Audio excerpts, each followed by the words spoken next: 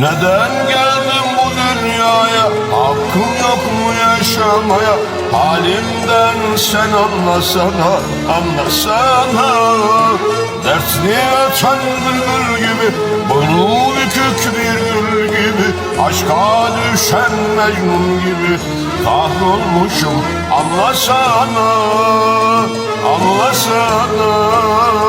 Kahrolmuşum, anlasana, anlasana, anlasana.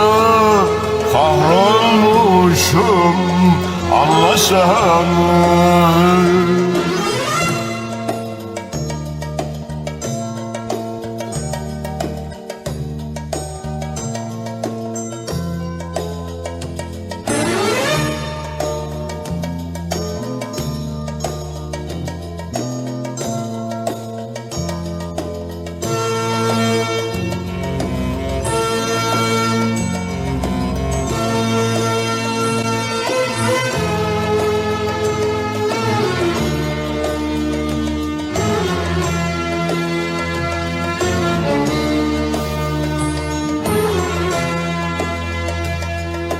İsmine şiirler yazdım, başına tacımı taktım, gönlümün sultanı yaptım, anlasana.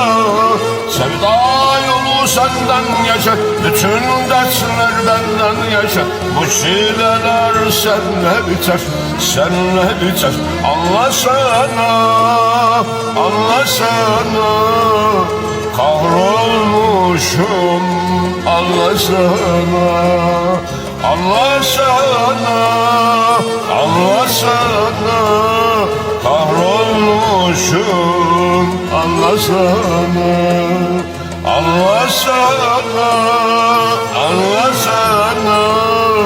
Kahrolmuşum, anlasana, anlasana, anlasana.